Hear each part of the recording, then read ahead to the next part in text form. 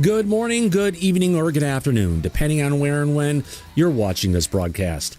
I'm Thomas Fesson, my friends, and this is Disclosure Tonight. Happy Thursday, July 16th, 2026. As we march towards disclosure, can't wait to see where it's all going to go. Things are heating up behind the scenes, and that's good news coming our way, folks. Can't talk about that now, but you'll be finding out soon enough. Now, on that note, let's go ahead and welcome in our audience and say, who the heck do we have out there? Let me go ahead and take a look. It's a live show. We got to welcome everybody in. Who do we have out there in the chat? We got April. Good to see you, along with Brains. Cabriolet is out there along with Captain K. We got Casey James. Dan Loreb's in the chat along with Dead Fish Cheese Spread. Interesting name, gotta say. Eliza Teal's out there along with Elvis Roten. Galactic Family Podcast. Geraldine DeRousio. Hudson Valley Ron's in the chat along with Hypersonic Boom. We got Jay Palm, Jason 22, J Cat Meow, John Mooner. Good to see you, my friend. Who else is out there? JP Six Gunner and Kelly Bro with those piercing blue eyes. As always, Kelly, great to have you here.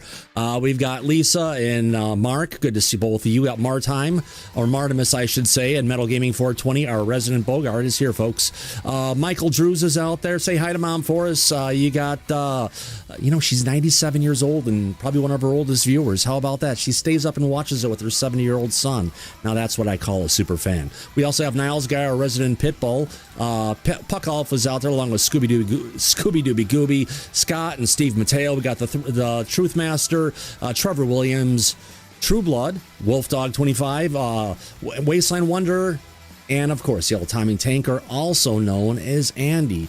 How about that? What a day, what a show. Yeah, interesting story coming to us from Ryan Graves, who's got Americans for Safe Aerospace, talking to a pilot, guy with was 18 years, I believe, of military experience flying an F-18. And he's in a commercial jetliner, runs into a huge UAP over Houston. Something to talk about on that note. Mike, how the heck are you? Oh, I'm doing well. And we have a lot of interesting things, I think, to talk about today. Oh, yeah, we still have to finish going through Dr. Phil from yesterday. Haven't done that yet. We got a bunch of stuff from Soul Foundation. We've got a video from Eric Burleson coming out talking about, he's still working to get those files from the FBI, Mike, and the CIA. He gave the FBI, he sent them the letter on May 1st. And it said, I want a response and I want the files within 10 days. Over 2 months ago. How's that going? Not good. Oh, we'll have a long wait, I think. Yeah. Hopefully one way or another. We'll get there. We'll figure it all out. Oh, yeah. In time. Another day, another show. Yeah. Oh, yeah. All good things. All good things. Gotta have a good time, my friends. Life is too short to be spending on something you don't enjoy doing. That's why we're here. It's just to hang it all with our great friends on the and our friends, of course, in the back. Daryl, do you have the national security charged up? I guess he wasn't expecting that. On that note, let's go ahead and jump into it. All right. So let's get into it again. This is a pilot who was, let me get the cross to the right site here. YouTube for a second. I just want to get the history here because I know I watched it. Give me a second. It's a live show. It's an easy day today. How about that? Okay, the description goes. Okay, he's a former F-18, actually a former Marine F-18 Hornet pilot with 18 years of service, describes the encounter that turned him from skeptic to witness, a wingless, Mercury-like object the size of a 737 in his climb out of Houston. And I think he, the description says at 500 feet, and no, this thing was up at about 15,000 feet and was coming right for him. And they actually had to go ahead and try and move the plane out of the way, Mike. Right. No, I know. 500 feet, my ass. Oh, yeah. He's a commercial airline pilot and had a commercial flight. So. Oh, yeah. This is a very interesting story. So let's get into this clip. Again, this is coming from Safe Aerospace, Uncertain Vector podcast. Let's get into it. Actually, it's a Safe Aerospace, Americans for Space Aerospace. Space. If I could say it right. Here we go, folks. away. And I think our initial climb clearance was like 4,000 or 5,000. Then we get switched to the next controller, and we're cleared up to like 17,000. And I'm hand flying, because I like it. And so they're flying out of Houston, right, Mike? I believe Houston. Right. Houston, and they're heading up to Minneapolis. And Right. if I have, where's my pictures and the one I got earlier of him? Come on. There we go. I'm going to go ahead and just crop this down because we don't need to show his personal information. That would not be a good thing.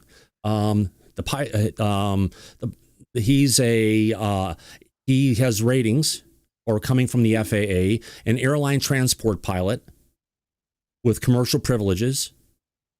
And he flies 737s or CL-65s. He's got decent experience.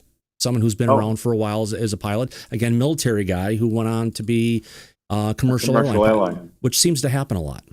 It really does. And it means that he's a trained observer and that his information is credible because he knows what he's talking about. Oh, exactly. Absolutely. Yeah. But we had Jay Albertson had his hand up. So go ahead real quick, Jay. I just I forgot what he said right before this, but he said he likes to fly with the stick, meaning that he's got control of the plane by himself. He's flying it by himself with the throttle and not with the computerized. Well, that's kind of, takeoffs and landings is kind of by manual. I think it's more manual if you would want to call it on a 737, depending on the age of the plane. But he said he likes to do it. So right. But if you're on an A320, it's fully automated takeoff and landing these days. Yeah, very true. I just thought I'd put that out there. He's doing it by manually going up. Yeah, exactly. He'll get to that. Thank you, sir. Here we go. And B, just, I don't know, it feels like it makes me a better pilot in the landing. So I hand fly usually past 10,000 through the speed up when you pass 10,000. So I'm hand flying. We get past 10. We're now heading roughly northwest. I think it was like a 330 heading. But airplane's light, not many passengers in the back, not a huge fuel loadout. So the climb rate is insane, like, I don't know, close to 5,000 feet a minute. We ding the bell at 10,000. Flight attendants are up. He's cleared them to get up because there's not expectation of bumps or anything. And as soon as I get to the acceleration speed, so I think it was like roughly 300 knots, I click the autopilot on, and it's probably around 12,000, 13,000 feet. And we're cleared to 17. So he's about 13,000 feet cleared to get up to 17,000 feet. And this is right before his gets handed off to the next air traffic controller. Here we go. We get switched to the next controller, which is the guy that's going to clear you up into the high airspace. And, you know, you get in this job, you get these, like, you just know what's going to happen next because it's it's the same thing. It's all very benign for a reason, so we can keep everybody safe. Yeah. And so he's talking on the radio. I've just clicked on the autopilot. Then he gets the switch to the high controller. He checks in with the high controller, and the high controller says, traffic, 11 o'clock. I can't remember what he said after that. 3 miles, something like that. Level off 15,000. When he gets that out of his mouth, we're at 14.7. Autopilot's on. Yeah. And we're climbing at 4,000 Only feet so much you can do. So I click the autopilot off, and I'm going to start pushing over to at least do my best to make this level off. And the captain says, don't float them. They're up in the back. So I'm like, okay. So I'm just to be clear, don't actually induce a zero-G environment in the back of this commercial airline. Or negative, and start floating up, literally. Because that's how we hurt. Yeah. Now, that also brings up a good point, Jay, and it shows, how pilots have to think about stuff. If they have to do maneuvers or different changes, it's not just worrying about the plane, it's worrying about the state in the back. Where are people? Are they buckled in? Are the carts moving around? Are the flight crew? You're worried about people, cargo, anything that is not nailed down or strapped down that could fly up and damage anything in there. Yeah. depressurize the aircraft Well, or hurt someone. Yeah, exactly. Here we go. Yeah. Flight attendant. So anyway, so I kind of don't push. I do a little like a 0.9 pushover or something. But I'm hand flying now. So I'm in the instruments, focused on that, just trying to make this level off. And he's out looking. And out of the corner of my eye, I see him going. He's one of these guys that, like, I think he had his phone on a holster. So I see him going for his phone, and I hear him say something, like, what the fuck? Like, he under his breath, but I hear him on the ICS. Mm-hmm. And the radio, the ATC controller is saying, I don't know who he is. If you get a sight of him, he's been popping on and off my scope all day. He's not squawking. Can you give me if you see it, please give me a PID or whatever. Okay, so they've been seeing this all day, Mike, popping in and out of the radar. They've alerted a bunch of other planes about what was going on, but no one up until this point had actually witnessed what was going on over downtown Houston. Right, except they got radar hits on it from the air traffic controllers. Right. And that was about it. Yeah. Mm-hmm. Interesting. And Michael, then they're going to run into it. Yeah, Michael, go ahead. What does PID stand for? Pretty Positive important identification. Okay, thanks. What was that, Jay? It's a positive identification of a target. You're giving a visual positive identification of a target. That makes sense. So they've seen it. So here we go. Sweaty nerd? So this happened recently? Yeah, it did. Okay. I don't have the exact date of it, but I'll try and find the exact date because nothing I have seen has mentioned the date of specifically the date of the incident. But here we go. So when I see him go for the phone and say that under his breath, I've at this point got it like under control for the most part.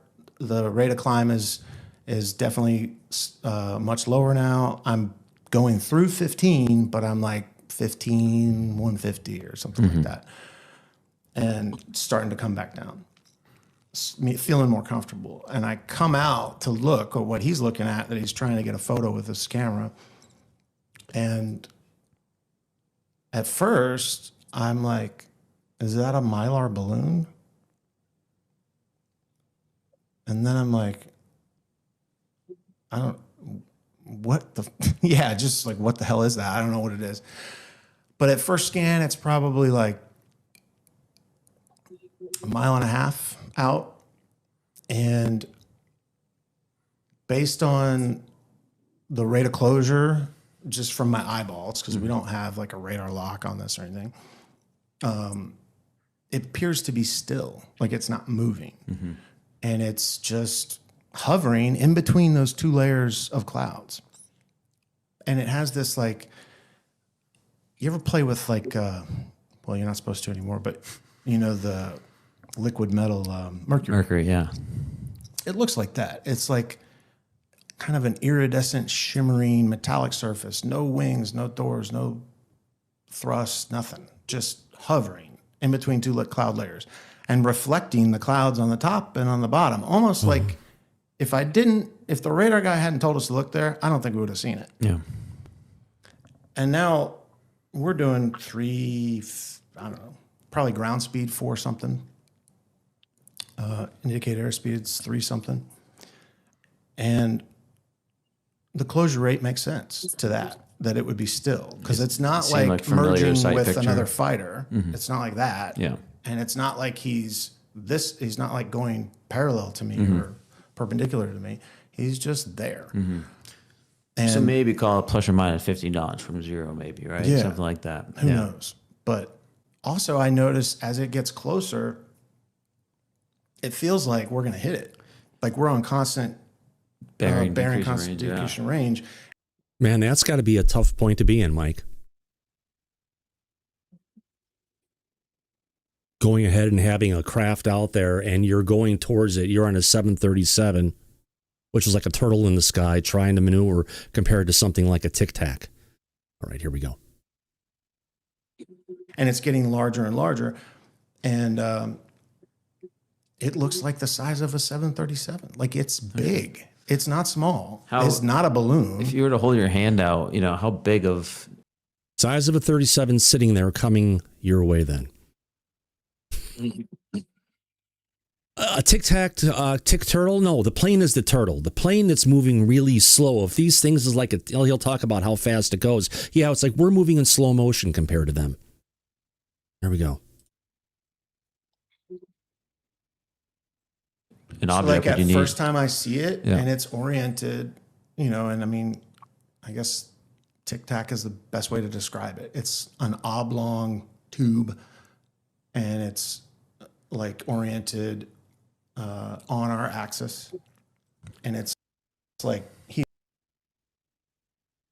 Yeah. I've got a picture of one of those. here. And it looks probably like the size of my fist. Oh, really? It's So you're coming. okay. And That's pretty big. it's big. Yeah. And so the captain says, I don't know, is that a weather balloon? And I'm like, no, dude, I've seen weather balloons before. They look, they have this big, long thing underneath them. And he's like, I don't know what that is. And, but now I'm like, are we Really quick. This picture, I believe, was taken in Manhattan, in New York in the 50s. This was a picture of that same kind of object that he's describing. It was taken by a well-known photographer at the time who did postcards and a whole bunch of other stuff. And I believe this is like sitting over Manhattan in New York. And he took a picture before this and a picture after it. And this was the only one that actually had the craft. So it's kind of what he's describing here at this point. Here we go. We're gonna hit this thing, so I start introducing a little bit of aileron roll to get us away from it, because I'm like, I don't want to hit this thing. I don't know what it is, and it's rapidly approaching, or we're approaching it. And then right as he's about to take the photo, because this happens you get this time compression thing going. I've had it a few times, whether bullets are flying or in a stressful situation where time seems to stand still. So I'm sure the whole thing only lasted 4 seconds, maybe less. Okay, 4 seconds, maybe less. Quick point coming in from Avi in the chat, one of our great mods out there who's been doing a phenomenal job. He says, Thomas in chat, so cylinder UFOs are back. We hardly talk about them in the current disclosure. Yeah, the only other person who I've heard talk about sightings or events that have happened recently where it's actually they've dealt with abductions with regards to cylinders, that was Ted Rowan. He's the head of NARCAP, and he's something who's kind of well known in the community. Let's get to it. Here we go. But it felt like a lot longer than that. Mm-hmm. I felt like I knew, I can remember it so clearly. I can remember seeing his arm holding the camera, and him, just everything in slow motion. So I start to roll to get away from it, and then right as it comes to probably a 500-foot pass, wow. It looked like a merge with another Hornet. Right as it is approaching my wing line, it's just... And it's not disappearing. It's definitely going on the perpendicular to our wing line, because I see it getting smaller. But it is like the fastest. I've never seen anything move that fast, from dead still to just it's gone, and then it's over. And I'm like, "Did you get the photo?" And he's like, "No." I think he did hit the shutter, and he went through all the but there was nothing there. You can't see anything. Do you think it was avoiding your aircraft? That's what it felt like. Yeah. And that's why I think back, I'm like, because I've told this story a bunch of times, and pilot buddies have said, do you think you would have hit it? And I think of it like tanker guys thinking we're going to hit them. It's it's so much more maneuverable than me. It's like, dude, I wasn't going to hit you. If it's sentient, I just think it was I wasn't even close to hitting you. But to me, because I'm not as maneuverable and I got to move this big boat where I'm like, put in control and it takes 10 seconds. And there's people in the back walking around, right? Right. Okay, I got to bring this up.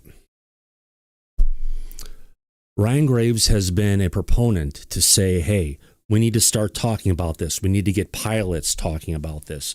And potentially, the biggest thing they could do to deal with it is take cases like this, use this as examples for other pilots to have safety meetings. Because, putting additional equipment on planes, it's going to be expensive. There are a lot of them out there. There's a whole infrastructure you'd have to deal with for data acquisition, data transmission, and data storage, and then be able to find stuff. It would be a logistical nightmare. The easiest and cheapest way we can get there is to really start having our pilots talk about this, because you'll hear from a second how he goes and talks about how the main pilot tried to describe what was going on, and he was, put in a pickle. If you play baseball, do you know where that is? Any thoughts from your side, Daryl? Yes. So Trump did declassify some things today, just not what we wanted. Okay.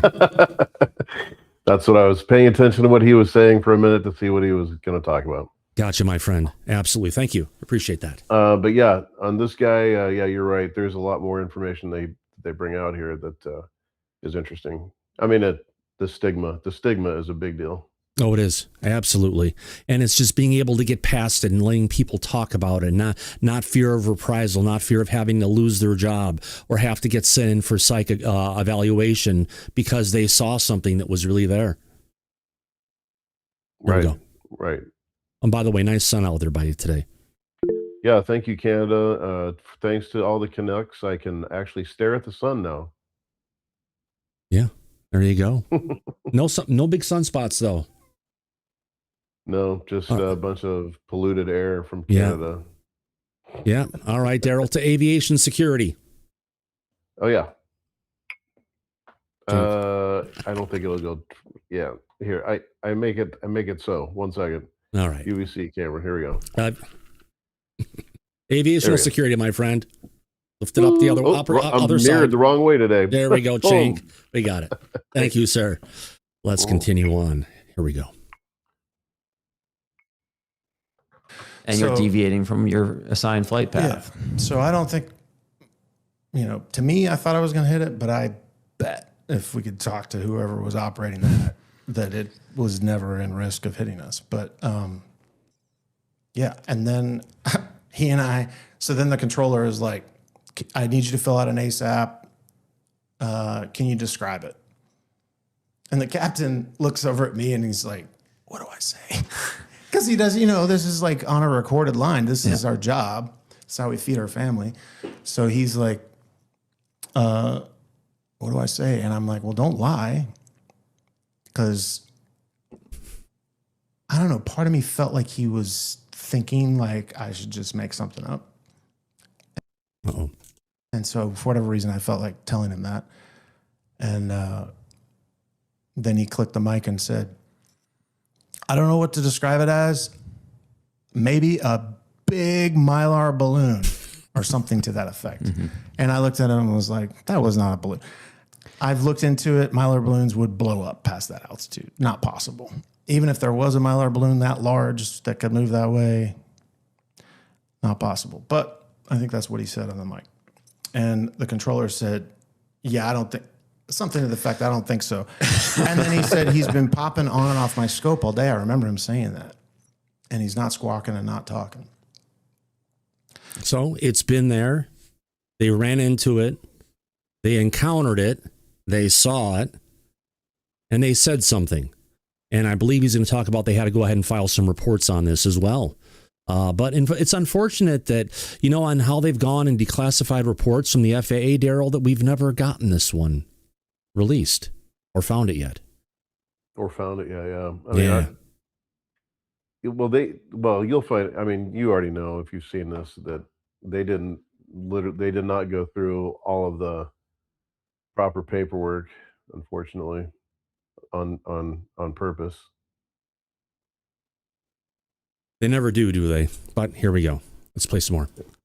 Did they report that they saw them, basically you're merged with it? Well, I guess he told us that he had other aircraft come close to it that day, but nobody had seen it. And like he said, past few hours, I think is the words he used, it's been on and off my scope. And it was directly over the top of Houston, like city center, like right over the top of it when we saw it. Because I remember. But it was between two layers of clouds. It was totally reflective. And if you weren't really looking for it, you weren't going to see it again because the top and bottom were both reflective. So yeah, he said he wouldn't have seen it if it wasn't for the fact that the controller pointed it out. Yeah, exactly. Looking down and thinking, where are we? And being like, oh, that's Houston. Like, because, you know, we did that big turn and climbed up. So we're now like over the top of Houston. Anyway, so then we just compartmentalized it like good pilots and went on to Minneapolis. Pretty uneventful flight. Check in into Minneapolis' airspace, which is a Delta hub. And there's like, as soon as we check into the low controller there in Minneapolis, there's guys on the radio, pilots, just on the controller's frequency, which they shouldn't be doing, saying, I hope everybody's looking up. Look up. It's crazy. And sure enough, Chinese rocket debris. Yeah. And it's like 6 or 7 streaks of red, like meteors, but in a line going towards Canada. Got the full show that night. Yeah, it was a wild night. So then So yeah, they saw it. It happened same night as the. I guess that gives us the date. What date? What did the? I'll have to find out what exactly was coming in and what was breaking up. But that should help us, try and pin. And it was 5 years. It was 5 years ago this month. Okay. So not quite yesterday, but the pilot's attention to detail. The detail that what he disclosed, what he told his encounter as he went through it, I'd say it's 100% believable. But I think Daryl, that actually almost gives us a cause to have a survey. Well, you didn't get to the end about it going away. get to the hotel. No, he already said that. He did? Oh, maybe I missed that part. There, and it just shot off almost instantaneously. That he had never seen anything fly that fast. Yeah, and the thing about his description of what was that he said that he could see it getting smaller and smaller and smaller, meaning that it didn't just disappear, it literally shot off. Yeah, it went really fast, but he's never seen anything shot off that way and got smaller as it went, and he's never seen anything that moved that fast in the 18 years that he was even in the military. Everybody's saying I'm loud. Hold on. Let me have fucked with something. Hold on. You are guests. Hold on. Let me see where you're at here. Filters. No. Properties. Oh, yeah. I turned that up, didn't I? Okay. Try and talk again, Daryl. Yeah, your audio was like way down low, and that may have been a problem. Check. Oh, yeah. Check 1 2. Check 1 2. Your mic is hot. Daryl, your mic is hot. Hold on. Let me do one more there. thing here. What I can probably do is turn off the second gain, because that was a problem. Speaker's getting blown. Megaphone. Okay, now you're fine. Now I'm fine. Yeah, you should be the Am I same fine? level as Daryl, me. your mic is slipping again. It's too hot. Love his tricks. This is a great one. Daryl's audio is better now. That's much better. Grateful There we Bank. Glad to see you, man. Okay. Someone fuck with something. All right, but interesting piece. The link to this video is over in the description below. There's a full hour and a half interview plus with this guy, and it's a great interview of what he's trying to bring forward. And we need more pilots to come forward and not be afraid of what's going on. So did you play the part where he said that they were asked to fill out the form that goes to NASA? And they decided that, NASA's going to look at this. I don't know if I want to do that.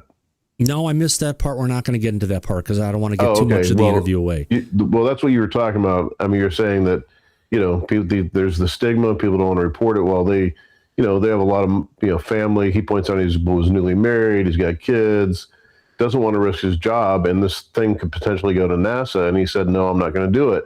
And his whole regret in life so far has been being a coward, his words, to turn that reform in.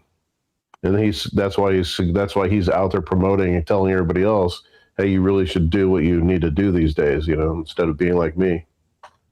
Excellent. Yeah. I guess you see something and say something, and sometimes people will just go ahead and say, and sometimes people will just keep their mouth shut because they have too many things to risk. Yeah. All right.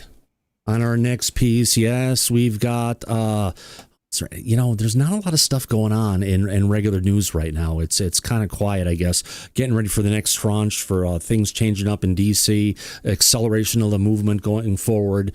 But we've got Congress Burleson again is up this time with Elizabeth Vargas going ahead and talking about the need to...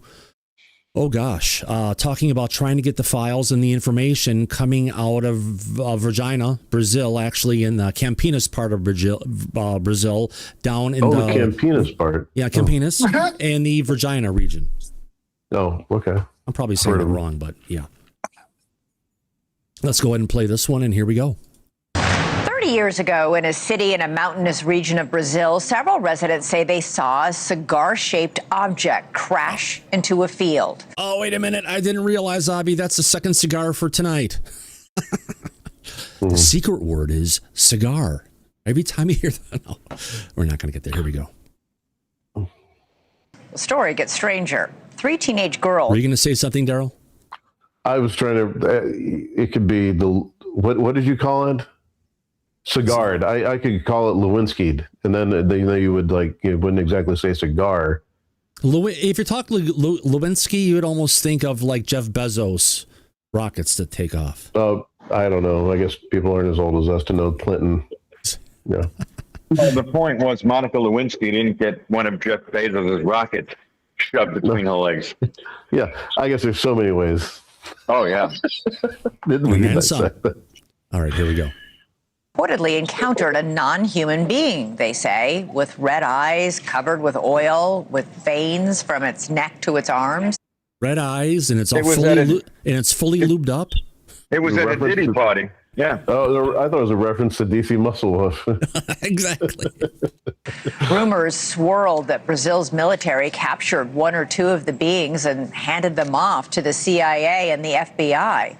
The claims have never been proven, but that hasn't stopped the decades of speculation that has helped turn this incident into Brazil's Roswell. Now, 30 years later, the mystery is once again drawing attention. Witnesses and experts recently gathered in Washington to share their accounts and call for greater transparency around it. The first witness to speak was a man named Carlos. He says he arrived at the crash site and something bizarre happened. Nesse momento, estava At that point, I was in the middle of the wreckage, and I picked up a lightweight fragment resembling aluminum foil. I crumpled it in my hand, but when I let go, it instantly resumed its shape. Another witness was a doctor who claims he treated one of these non-human beings, an apparent survivor of the crash. He said the moment he saw it, he knew it was not human. Its serenity and powerful presence led me to believe it had a very high level of intelligence and perception, higher than human beings. Missouri Republican Congressman Eric Burleson attended the event where Carlos and that doctor made those extraordinary claims. And then just last week, the congressman asked the FBI and the CIA to release any records they have related to the case. I had the chance to speak with Congressman Burleson about why he thinks more answers are needed.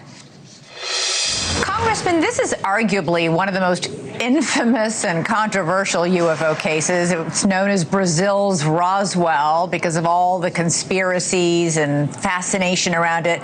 First of all, have you heard back anything from the CIA and the FBI after sending those letters last week? I've not heard back directly. Whenever I first heard about this incident, James Fox came to the Capitol. He brought some individuals with him from Brazil. I got to meet the physicians that were at the hospital. I got to meet the gentleman that was there whenever the crash first happened. And so I got to meet people, and I couldn't speak their language, but we were able to hear through a translator their firsthand accounts, and that was very interesting and compelling, especially for some people that are risking their careers to come forward. And at that time, there was a press conference, and some agents from the FBI came up to me and said that they would be happy to investigate this event, and requested that I submit a letter. So we did that about a year ago from that press conference, and then now we're following up with not only now that President Trump has issued his statement. I think that there's a renewed energy on this topic. So we sent that letter to not only them, but the CIA. Yeah, when you talk about meeting with the doctors, the Brazilian doctors in this case, one of these doctors says he treated some non-human life form that was injured in the crash. He said it sort of looked like a small child with a teardrop-shaped head, and that it seemed to be intelligent and grateful for the medical attention. Yeah, it was. That was what his account was. What I found interesting is that he said that the way the alien didn't speak to him, obviously, but he could sense from the alien that it was grateful, but also that the alien was, in essence, placating us, that it thought it was almost cute that we were trying to provide health care for it. And so that was something that I took away from his testimony that I thought was interesting. How believable did you find these witnesses? You know, they've got a lot to risk. I mean, when you have someone who's a surgeon, who's a medical professional, who could lose his license, he could lose his ability to practice, he could be fired from the hospital that he's working at. That's really compelling. We also we heard from someone who was who does testing, who was testing the blood samples of one of the individuals, the military personnel, that they said that he expired because of an interaction with either the craft or the alien. And so that individual had tested and found that there was a type of bacteria or a type of microorganism that was unknown, that they could not identify, that was related to that individual's death. This is one of the soldiers who arrived at the scene, a Brazilian soldier who arrived at the scene of the crash. There were several, but one of them who actually went up and touched the craft or touched these beings later died. We don't know, or did he tell you we just don't know what that bacteria is? That's right. They couldn't identify the bacteria. So that's one of the things that we've requested, is that the FBI, request that they exhume the body if possible. We have contacts with the Brazilian authorities, and that's something that we. Wait a minute. Exhuming the bodies of the humans that died, not of the aliens that were purportedly taken given to the Brazilians, to our FBI and CIA, and hauled up to someplace in the United States. We're exploring. Also, probably Wright-Patterson. Good point, Daryl. To see if that material that was tested, if that's been retained in any way. You have described yourself as dubious when it comes to UFO conspiracy theories. You are not one of these people running around saying there are aliens here and we need to investigate more because I believe in it. I mean, you have been very, very careful about withholding any judgment. How believable? I mean, it sounds like you found these witnesses to be somewhat credible. Yeah, and in general in this topic, I find that people believe what they experienced. I just am not someone that's going to believe it until I experience it myself. And so I don't think that people are purposefully trying to come forward and lie. I think that their motives are pretty honest.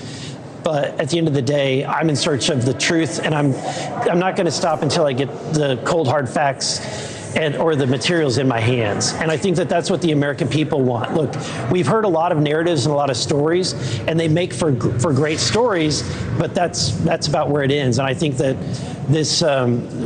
I think that the public wants and deserves someone that's going to pursue the real hard facts and the truth. The witnesses that you spoke to have long alleged that the United States government arrived on the scene of this crash, of this non-human spacecraft, and took the remains or this living being with them. If that happened, the CIA would have to know about this, right? One would think, and so that's one of the things that we're requesting is the flight logs to identify any U.S. military or any government planes that might have flown into that region during that window of time. We're requesting any kind of any records whatsoever that might point to any validity or validating of this story. Because so far you don't have anything to validate what these witnesses are telling you. So far, we've not heard back from the FBI or the CIA, but I do think that I do know that they are looking into this and they're doing their own investigations. All right, Congressman Eric Burleson, I sure hope you hear back from the CIA or FBI soon. I know you sent those letters to the directors of each of those agencies on July 7th. It'll be nearly a week. Hopefully you'll get an answer soon. Appreciate it. That's when he sent it to the CIA. That's not when he sent it to the FBI. You read the letter, and the date is May 1st, not July 1st.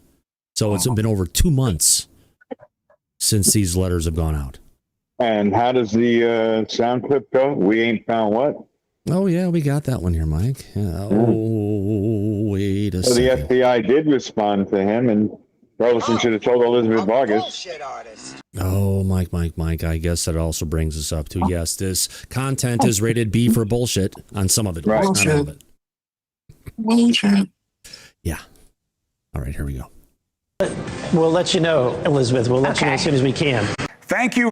Well, hopefully we'll get some answers on that, Mike. You know, Daryl, I snuck in a survey during the show. You're like, what the hell are you doing? No, I'm quite all right with that. I actually came in and I said, Virginia, Brazil, UFO incident. Absolute truth versus bullshit. And 91% of our audience, Daryl and Mike, think that we're at the absolute truth. So, yeah, I think we've had one higher than 91% before, have we? No. How many people are there? Only 55 votes. No, but how many people are in the thing?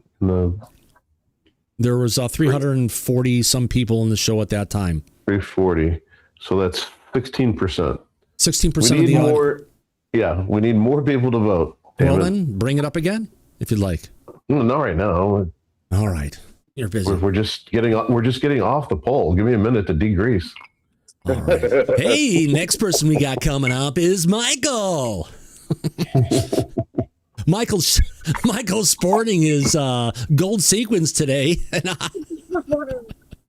Oh God, no! I've never been. Yeah. Anyway, where are we going next? What was that? For how much? Yeah, You've never been what? I know. Hold on. Let's get back to here for where are we going? Interview guest. All right, let's go to here. We got a bunch of other stuff to get to. Oh God, it's just a matter of figuring out where are we going to go next. But let's get to it. That's my job. I know there was something on the tip of my tongue that here we go. This is something that's interesting. I got to bring it up. How to find Kentucky on the map. How do you find Kentucky? Let's go ahead and bring it up. If you look, you've got the head is Iowa. The chef hat's Minnesota. The shirt is, we're getting down the state. We got the shirt, we got the pants, we got the boots, we got the pan here. That's Tennessee, and it's Kentucky Fried Chicken. Oh, God, did anyone... I thought I had that here. God, where did that go? I know I put it in here. Oh, where's the kaboom? Did anyone see about what happened to SpaceX today? Yeah, no, I only heard about what happened. What happened? They went to launch. And just as the rockets were starting to fire, it entered an automatic shutdown process. So they hit zero, everything starts, the rockets start to fire, and it's just everything goes, and they cascade the water out and the whole bit. So this is a little 28-second clip. Here we go. This one doesn't have any audio. That sucks. The water. Is there audio? That's the water. No, there's no audio. Hold on. Yeah, there's the water. That goes zero. There it goes right there. You can see the orange just for a second. Yeah. It goes to ignite, and then it does an automatic shutdown. Never released from the never released. Literally the engines just start. You can see it right here. Starts flashing a little bit yellow right in here, and orange. There's the engines igniting, and the system does an immediate shutdown. Mm-hmm. Sometimes it takes a few more times of hitting the button, though, to get it going. Yeah. If we get to it on here, this is where it's supposed to go. Let's get to the launch. We got the countdown coming from SpaceX. Yeah, their data feed is a little bit higher quality. It's all right. Here, let's get to this. It's got a couple hiccups in the video playback, but at least we get some audio to go with it. Here we go. That's the water going.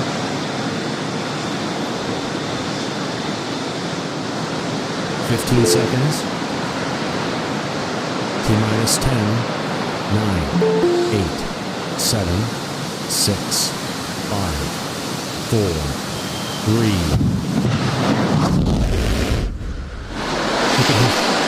You heard it go for a little second there. Hey, counting down. God damn it.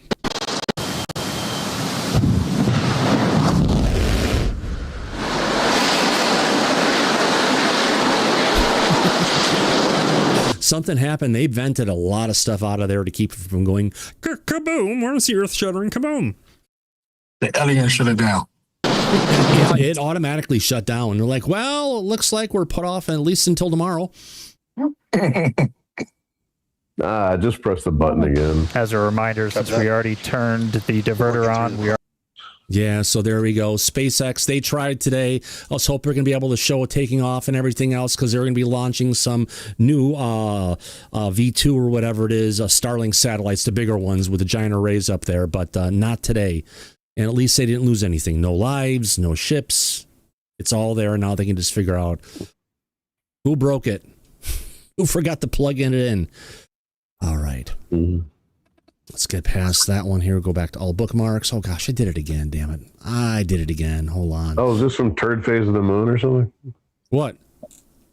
That last clip with the I don't think so. No, not at all. Interesting, really quick. This is an interesting new jet. We got more UFO stuff. These are just some things in my feed I want to share. This is a new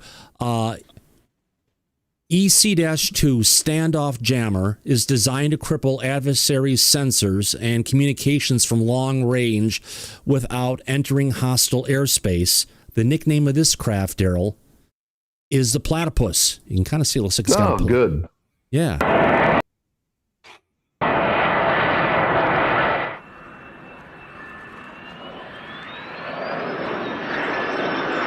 What is that thing doing again? It's a radar jammer. Oh, radar jammer. Okay. Yeah. Damn. And it's ugly as hell. Hell yeah, it looked like a duck. It's a platypus. That's the biggest. No, it's like a flying, big ass, ugly ass duck. Yeah. Oh, platypus. Is it manned? Yeah, it's fully manned. Come on, it's got two like 737, 757 size engines on there. The kind with their, you know, if those engines were to strike the side of a building, they completely disintegrate. There's no evidence So of I them guess the front end holds all the compartments as far as the jamming and all that. Yeah. Exactly. It's all shot out of the nose.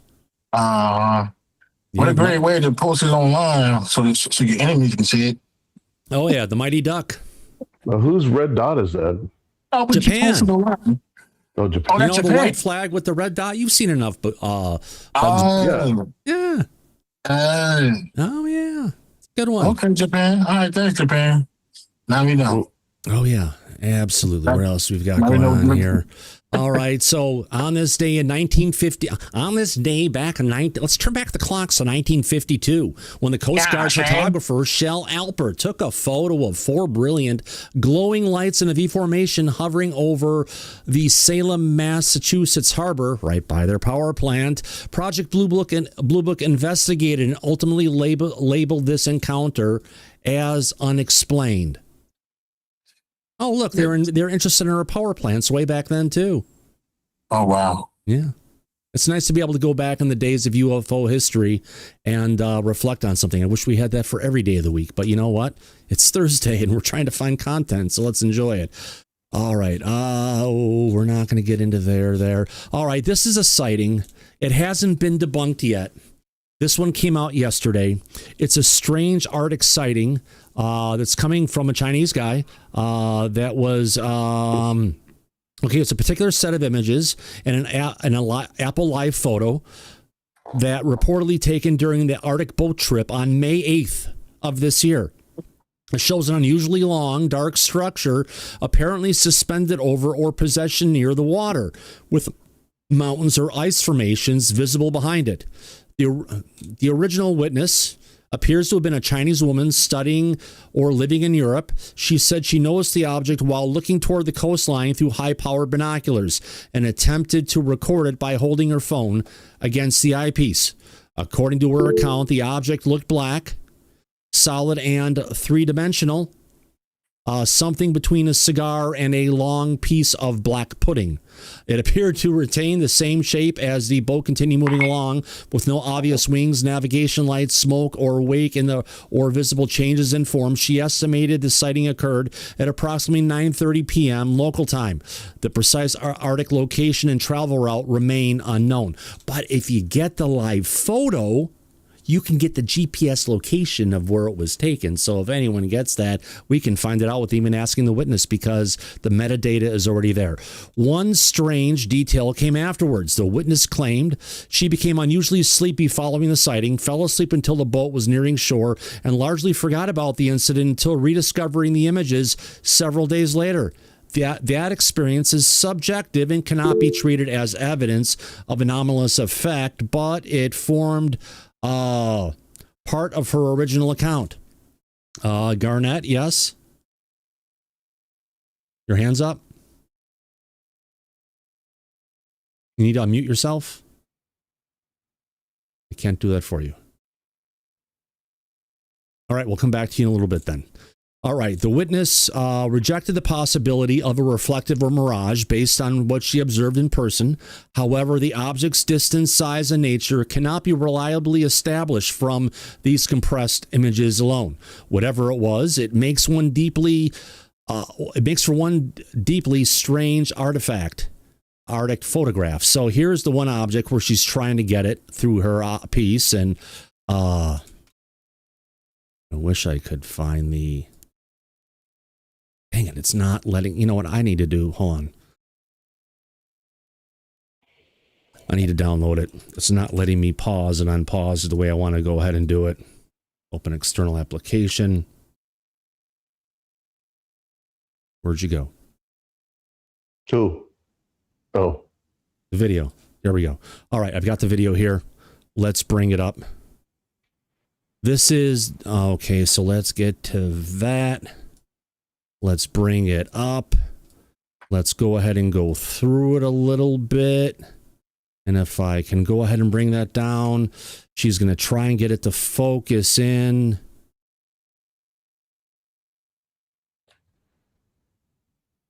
And that's the object. Whatever it might be. But you know what? Avi, are you still there in the chat? This is a third cylinder we've talked about tonight, Daryl. We haven't talked about cylinders in a long, long time. And now today, out of nowhere, we've got 3 that we've talked about. Mm-hmm. What do you think, Jay? Not too sure about this one. Gotcha. What's that, Jay? Yeah, you're MUFON. What is that thing called? the temperature inversion thing makes it look like things are floating in air. I know what you're talking about. It's the effect of it when you're looking long distance at an object, but this one doesn't seem long distance away. That's why it probably wouldn't be that. It looks closer than longer than what, you know what I mean? And here is another shot of the object showing life in the ocean, and it's not too far away. I'm not, I mean, do you see a shadow underneath that? I see a shadow on all the way around. Yeah, I'm not 100% on this one. It's hard to tell. It's something that's out there, but you know what? We talked about this. It's something you need to bring up some sightings and bring it up. But you know what? Take it for what it's worth. I guess, Daryl, we could do a survey on this one. Oh, well, why not? Yeah. And then I need to survey my liquor bottle and get another drink. There you go. I've been out of national security for a while. All right, ask a question. The question is Antarctica cylinder UFO. Okay. Is it real? Is it real or is it a misidentification? Or is it fake? Right. We got 3 this time.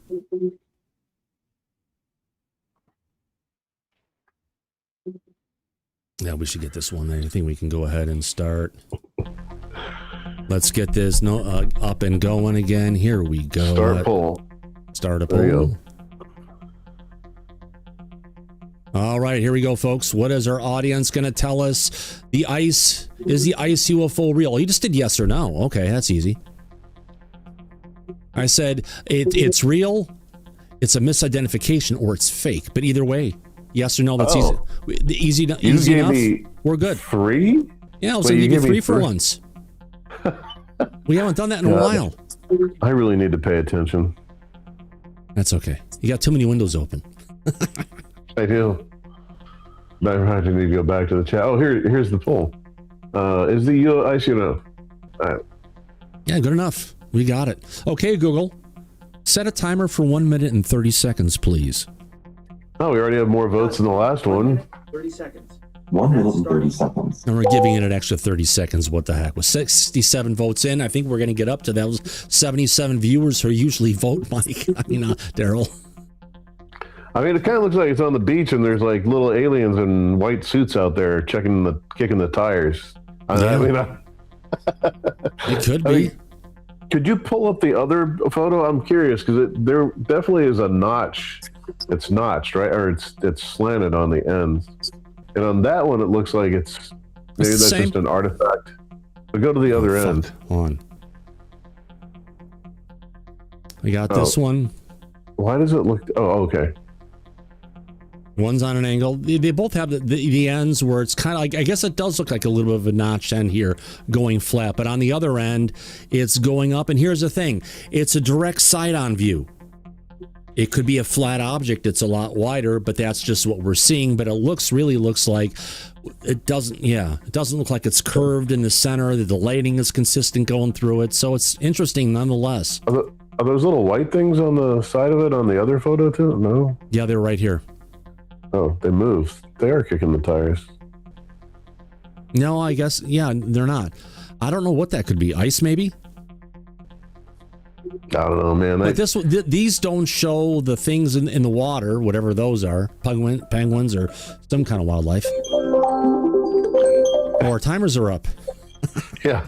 All right, folks, that means that by that sound, we know that our timer is up. And look at that, with 92 votes in, 63% of our audience, Daryl, is saying yes, the ice UFO is real. 37% are saying, well, no. 93 votes now. Yeah. Let's take it. And the poll. All right, there we go.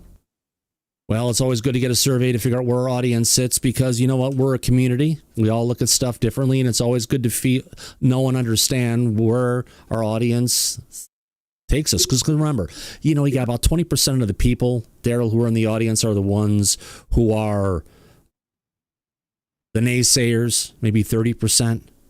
But those are usually the ones who are the most vocal in the chat. But it looks like we've got them under control. Thank you for getting there.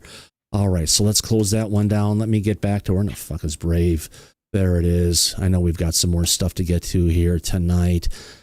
All right, that's some old one. There's another old shot, supposedly, of a UFO that was down from the USS Trepang in 1971. Can you zoom in on that one? Since that's clear, at least. Both ends look the same. Do they? What's a dot then at the end? Yeah, there is something down there, yeah. But these are the ones, too, where it shows them splashing into and out of the water. And that's one thing that these things may not do, well, depending on the side of the craft, though. But don't forget, we did have the giant craft that was underwater about the size of a 737, where the water was roiling, looked like a giant cross when the Tic Tac incident was going on. Mm-hmm.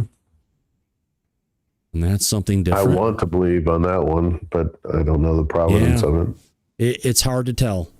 It's hard to tell. Corporal Abe, he's not in there. I think he knew the provenance of that one.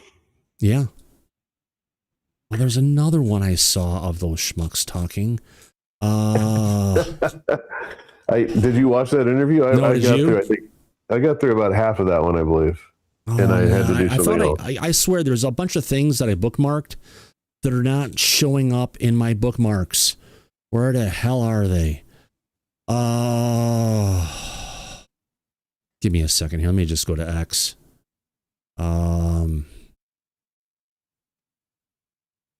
Elizondo media.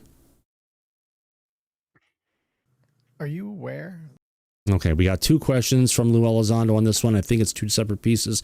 This is an unexpected interview. Mike, this is the interview we ran into yesterday. These guys are like kind of into DMT and consciousness and channeling people and psychic kind of stuff. So they're kind of like a new age kind of approach. And, you know, they've got like 250,000 subscribers, whatever's over on YouTube. They got a lot of people who listen to them. So let's see where Lou's going to take us on this one. And I just have to say, if that guy is married, dating, or whatever, I doubt it. Yeah, I was going to say, he's the luckiest, goofiest looking guy in the world. Well, I've never fucking heard of this podcast. I don't care how many people they have following them. Well, it's out of our subject matter, which is always good. Yeah. Mm-hmm. You know, I wonder what Lou was cooking tonight, Mike, for Jennifer. Yes, he was. Must be something good. Well, he was into this interview too, by the way. I think he was really engaged. Yeah. Well, we got two clips, so here's this one. Are you aware that that in plant medicine ceremonies, veterans as well, because we know a lot, are experiencing contact experiences? They're known as the Doctorcitos. Mm-hmm. Are you aware of this? I am aware of the idea. Yes. Is the government aware that this is taking place? I think there are individuals in the government that are aware. Got it. The government writ large, it's a huge apparatus, right? But there's actually neuroscientists that are looking at this very, very seriously.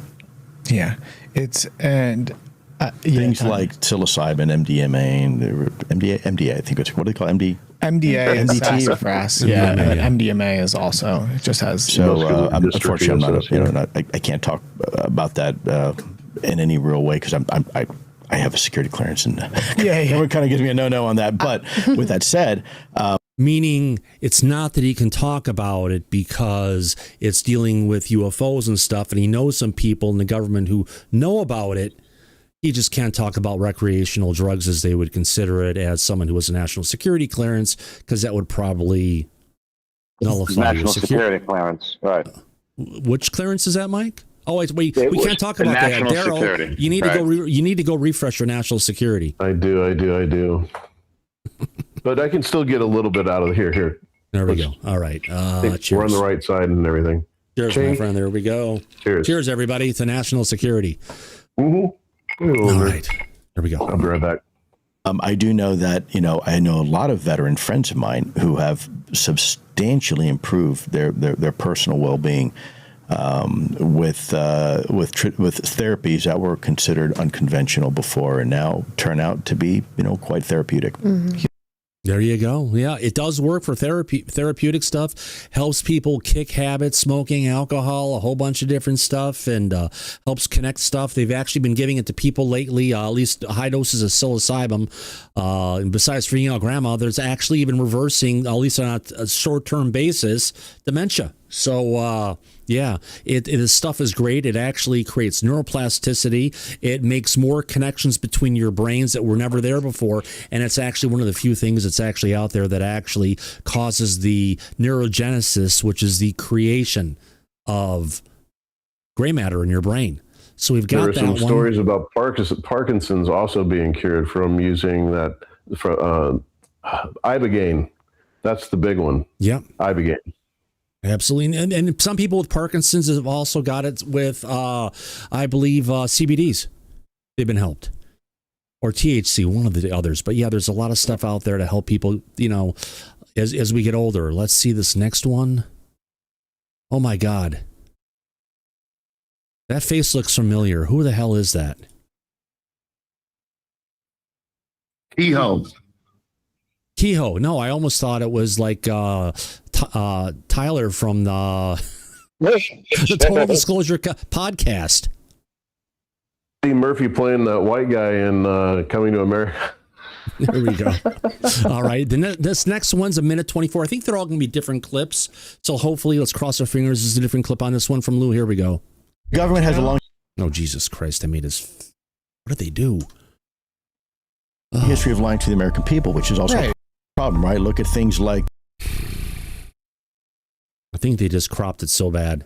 Government has a long history of lying to the American people, which is also a problem, right? Look at things like the Pentagon Papers, right? And look at Iran-Contra. It's only when we get caught, we say, no, we're not doing this. And only when you get caught, oh, yeah, maybe we were doing that. And that breeds distrust with the American people. And that's not the people's fault. That's the government's fault for doing that crap, right? So then we get mad. Well, how come you don't trust us? Well, have you seen your track record? I mean, it's not a great track record, America. Now, finally, we're getting the files released, thank God, because of what Congress is doing, on the MK Ultra experiment. I mean, we administered LSD to people who had no idea, and it resulted in death. Look at the syphilis experiment. We allowed people to contract syphilis when we had a cure for it, and instead we didn't, and we allowed a certain group of individuals to have syphilis and let it to progress to its natural conclusion, which is death, just so we could study it. Oof. I mean, it's called the Tuskegee experiment.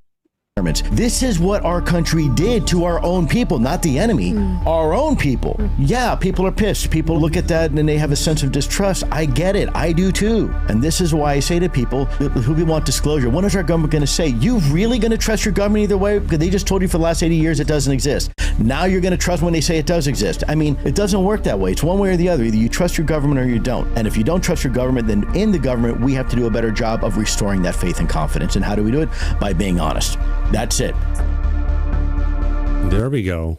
There you go. Do you think he could restore confidence in America if he had the chance to do it? The confidence that we're trying to bring out the truth on this? I would like to see him run for office. He was going to do it at one time. In Wyoming. Yeah. I would like to see him run for office. Yeah. He'd be a good guy in DC, I tell you. Yes, he will, because it's like he just put it out there, like, here it is. This is what our own government is doing to our own people. That's right. I mean, so it's like, we can't get no realer than that. We got that one, and we got one more. Is it going to be fucked up like the last one? I think so. These things are real. Oh, no. The bottom line is that when you look at this second tranche of information... No, he didn't say this in the last one, did he? No. I don't think. Oh, I have to download this. This is just brutal. Oh, the national security is reloaded. There we go. Now we can see the whole fucking thing. How about that? X, you suck. They don't know how to properly resize the images. If it's mobile, to put it on fucking desktop. Well, here we go. These things are real. The bottom line is that when you look at this second tranche of information that was released, just last year, NASA said, for the record, nothing to see here, folks. Our astronauts don't see anything, and we don't have anything relevant to UAP. Do you realize the photos taken from the surface of the moon were released? And NASA said officially that what you're seeing might actually be real? Think about that for a minute. For decades, they told you nothing to see here, folks. You also had audio files released from the astronauts who supposedly never saw anything, and now you can hear that they saw something, right? So there is a change happening, and the administration wants to make sure it's not going to be ridiculed. It's going to be taken seriously because we have other issues we have to worry about. So the administration has to be very careful, and I've always loved that idea about allowing the people to make their own decision. Secrets are perishable. They have a shelf life. They'll stay good for a while, but if you leave them there too long, what happens? They start to rot, they start to leak, and they start to stink, right? And then you got a bigger mess on your hands. So when are we going to have disclosure? I think we're in it. I think we're living through it right now. Yeah. Man, there's a lot of talk about what's going on in the administration, Mike. It's kind of like he understands what's going on. Well, it sounds like it. Yeah. Plus, we know he's in D.C. on a regular basis. Yeah. And he's talking to a lot of the people in the administration. So, yeah, he's also told us privately that there are big things coming. Oh, yeah. Right. So this is onward and upward. This is moving forward. Oh, God, yeah. See if I can find this here really quick. Where the hell is it? My playlist? Watch later. Let's hope I put it there. Cross your fingers on this one. I hope it's there. I hope it's there. All right. Copy link address. Give me a second. I'm downloading this. We're going to our backup, Mike. You know what that means. Uh-huh. Well, not completely, but let me make sure my bookmarks. What does that mean? I want to know what that means. Oh, no. It's a topic we've covered many times in the past here on Disclosure Tonight. It's just there's a new news piece on it talking about, look, we got that one. All right. We'll talk about this in a second when the next video is coming down. This is Colonel Carl Nell. The man who wrote the UAPDA that's failed 4 times so far in Congress. The colonel who would never make his way to be a general. Yes. You know, and this is his way forward campaign. And this is he was bringing it for, Mike, was his slow drip controlled disclosure. Right. That we called it out. When he first came out with this, we covered it here on the show. And then we criticized him for it. And this is his chart that he kept putting up there for everybody to see. That's correct. And it's something that's there that they go towards or trying to get it. And in this one, he said we weren't going to get to real disclosure until October 1st, 2034, or they're talking about engagement with the non-human intelligence. But they didn't want this. He didn't want disclosure to really start moving, if you want to call it, until 2030 or 2034. What the fuck is up with that? It's ridiculous is what is up with that. Yeah. But we are now getting the public sector and the government's kind of coming around on it. And there's some national security that they're dealing with. He has IA instead of AI. We are getting some philosophical investigation to a degree, but we're getting psychological investigations on this stuff. You know, and it's just a slow boat to frickin' nowhere. And I am just glad we're not going down this slow ass path. We don't need a slow drip disclosure to go on. Right. Until the boomers are dead. Yeah. Right. So what does that mean? Policy, law, national security in Iowa? He meant probably AI. No, I think. Are we all going to Iowa after disclosure? No. Because if that's the case, no. So in this point, he's saying we're not going to hit disclosure until October 1st, 2030, and that's after disclosure. So we've got what? 4 more years until we get there. I think Trump's going to get it out in this administration. Because we've heard already from Pence, not Pence, not fuck Pence. We've got JD Pants, going and thinks literally they're all demons, and we'll shut this right the fuck down. Right. You're not going to bring demons out publicly, so yeah, this is going to be something that he will shut down if elected into office. So that ain't going to happen. And we have 2.5 years for Trump to get this out before he leaves office. Yeah. And I think with the changes that are coming down the road and, quote, the tens of millions of files, Mike, there should be primed to go for public release. Granted, let's say out of those tens of millions of files, We may get 6 or 7 millions of files, but we're going to get a lot of them. Remember that one giant triangular-shaped UFO that surfaced next to an aircraft carrier on the east coast of the United States? Yeah. Triangular shape, as big as a football field. It came up out of the water and shot straight up. I think that actually happened around the same time that they were doing the Go Fast. Right. There's no reason that can't come out. The equipment that was used, where they were at, what they're doing, none of it was really classified. The only reason they kept it quiet was because there was a giant UFO that came out of the water that we couldn't stop, we couldn't address, and we could never have done that. So they're just more worried about national security than they are about, bringing out the truth and hiding an entire, potentially 5 races of non-human intelligence that are here with 5 different agendas, and they maybe infighting against each other. They're here. Oh, yes, they are. But wait. I'm here. Let the bells ring out and the banners fly. Feast your eyes on me. It's too good to be true, but... Yeah.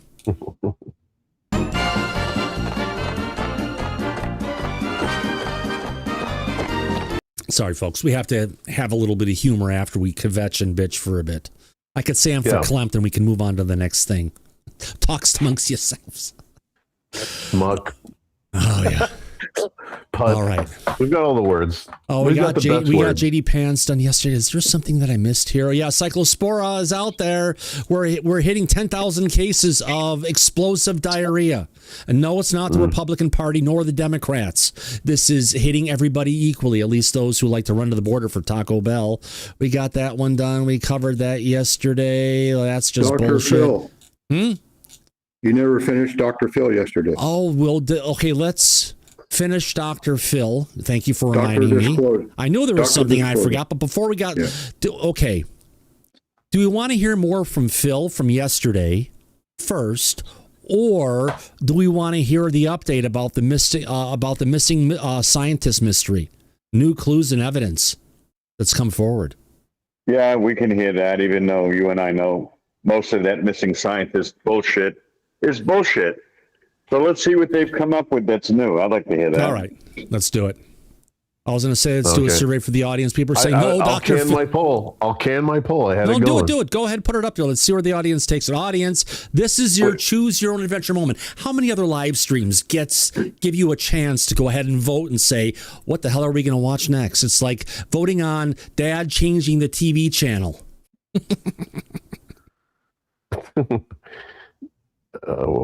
I'll get that sound effect queued up. Just need to add one more word in here to make it make sense. And some punctuation. Okay. Oh, you're an editor. Great. Start a poll. There it goes. The poll has started. Let's get it up here. Where is the audience going to take us now? Are we going to go see Dr. Phil or the missing scientist with no votes in? There we go. We're already got the missing scientist coming up in first place. 70-30 with 10 votes in. Let's see if we can get to our usually 77 people and we'll cover it. How about that?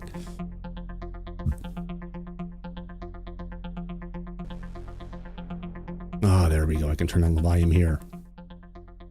Yeah, I listened to the show last night. It's a bit loud. I do have my microphone closer to my mouth to keep it there. All right, with 67 votes in. Okay, Google, set a timer for 1 minute, please. Got it. 1 minute. That's starting now. All right, with 1 minute left. Hey, we got our 77 votes in already, and we are going to go next on the missing scientists. How about that? A little bit of a change, but you know what? It's still talking about disclosure. And God, I guess we're going to have to go through those documents maybe that were dropped on the White House website eventually, Daryl. Depends on how good or bad they are. I downloaded them, actually. Oh. They're in a zip file. Was there any talk of treason? Well, not necessarily, but this is just the beginning. And it's interesting, the top secret documents that they declassified look a lot like the top secret documents that they recently dumped. Like they have the same header with a rainbow kind of effect. Nice. From the CIA. All right, we're just 10 seconds left to go. We got 89 votes in, Daryl, to national security before this goes out. Cheers, my friend. You got it refilled. Cheers. There we go. I'm cheersing. There we go, everybody. To national security. That means our timer is up. Let's go ahead and turn off that wonderful sound effect since I can hear it. Let's go ahead and end the poll. 64% of our audience said yes. And we've missed the joke for, I don't know. I'm not sure if we want to know it, but that's okay, Sweaty. Thank you. The joke is somebody said Dr. Phil is Steve Harvey's white brother. I had to put that together in my head real quick. I could kind of see that. I can see that too. But didn't Steve Harvey run out of the country or something because of some things? Or Mike? Yes, he did. He ran because of the Epstein files and left the country. So did Oprah, and hasn't returned since. Oh, shit. Oh, Dr. Phil is still around. He didn't go anywhere. So yeah, my money's on Dr. Phil. Oh, damn. I ain't know that. All right. So let's get our update. Coming from Mr. Forehead over on Fox News. News Nation. I forget his name, but he's a great guy. Doesn't have his name. Here we go. There's some new twists tonight in the case of those missing and dead scientists connected to some of America's most important secrets. This is a story we've been following for months now. So a man who used to work at Los Alamos National Laboratory, you know, where the atomic bomb was first developed, has gone missing. And what makes that even more concerning is that Los Alamos appears to be the same lab where another missing person, 53-year-old administrative assistant Melissa Casillas, also worked. Now, Casillas went missing in June of 2025, and almost a year later, her body was found in a New Mexico forest next to a handgun, though authorities still don't have a cause of death. They haven't released it. And now there's been a big update in this case, which we're going to get to in a minute. But about 1 month before Casillas vanished, 78-year-old Anthony Chavez, who was a retired HVAC technician at the Los Alamos lab, was also reported missing. And when police went to investigate, they found no signs of Chavez. They found no signs of foul play. And what's more, according to Los Angeles Magazine, hidden deep within the police report about his disappearance is a claim from one of Chavez's friends that the missing tech was working on quantum physics with an unnamed scientist from Los Alamos? Now, Chavez's case made headlines in part because of the possible connection to Casillas, and now there's new information about her case thanks to a law firm that was hired by her family to investigate. In fact, according to local affiliate KOB4, the family's attorney says that several additional items of potential evidence were found at the site where her body was discovered. Is it going to help to solve the mystery of her disappearance? And if that mystery is solved, could it shed some light on what happened to Chavez? Well, joining me now to help answer those questions is Los Angeles Magazine's Lauren Conlin, who's been on this story from the very start. Always good to see you. What'd they find at the site? And I guess the other question is, how was it not discovered before?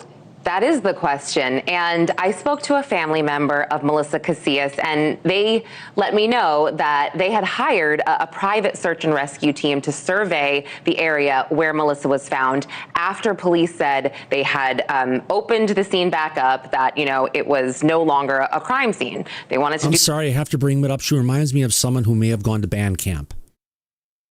Their diligence. And what they found was pretty crazy, Jesse. I mean, they found bones, and they had canines there, cadaver canines that were barking at these bones as if they were human. Now, we obviously don't know that yet. There was an orange peel. There were several torn up pieces of paper, and it's believed by some of Melissa's family members that Melissa's handwriting is on. We don't know what those papers are. We don't know. So yeah, it's concerning. It's clothing as well. Right, clothing and hair. Do you know where it's being sent or what they're doing with it? So I believe, per the Casillas family attorneys, they did give this to law enforcement, and law enforcement is taking this into consideration, specifically the OMI, the medical investigator, to help determine what Melissa Casillas' cause and manner of death is, because we still don't know that. And I would think, yeah, they need all evidence to determine this. You have some other information about her case? So I did obtain an older police report that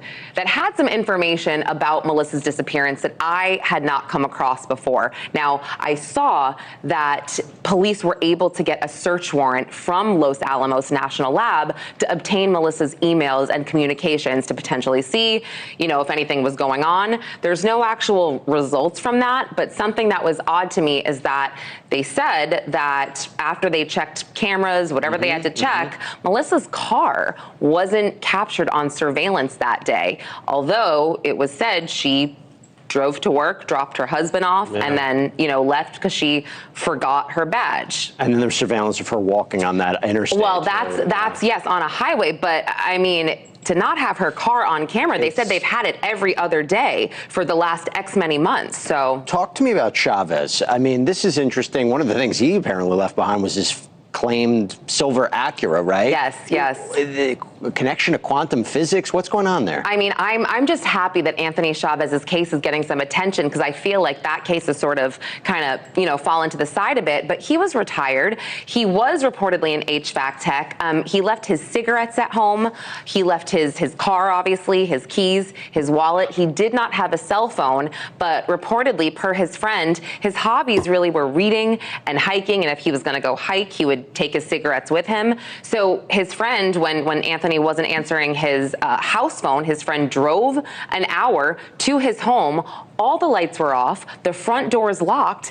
No sign of him. Now, in the police report, there's not much, Jesse, but there is something. And again, when I say there's not much, this must be kind of important, I would think, that he was working with a scientist, an unknown scientist in Los Alamos on quantum physics research, specifically about being in two places at once simultaneously. Matter existing in two places. There you go. Thank you so much. So I have a lot of questions about that. But no idea that he knew Casillas, right? I don't think so. I mean, again, and she's not a scientist, so it can't be her. No. And again, he had been retired for some time. I don't know exactly how long, but there's a lot of unknowns about his case. I mean, there was a sighting. Maybe somebody thought they saw him at the Santa Fe airport getting onto a flight to Dallas, but the family quickly dispelled that it wasn't him. I mean, it's so sad. It's like I am now obsessed with trying to figure out what the heck happened here. I think the fact that this is bringing more attention to it is just going to hopefully provide more answers. The more people are focusing, the more answers. When you look at the second tranche of information that was released,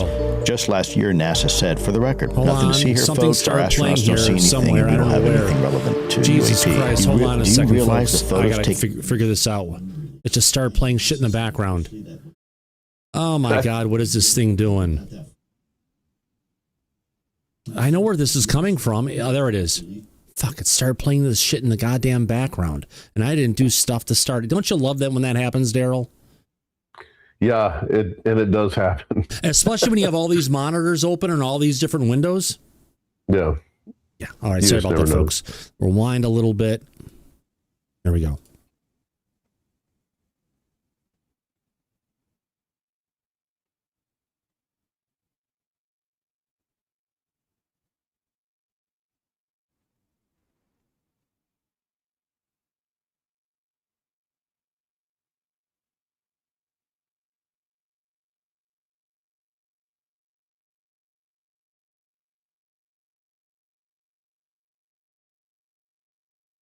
No audio, Thomas.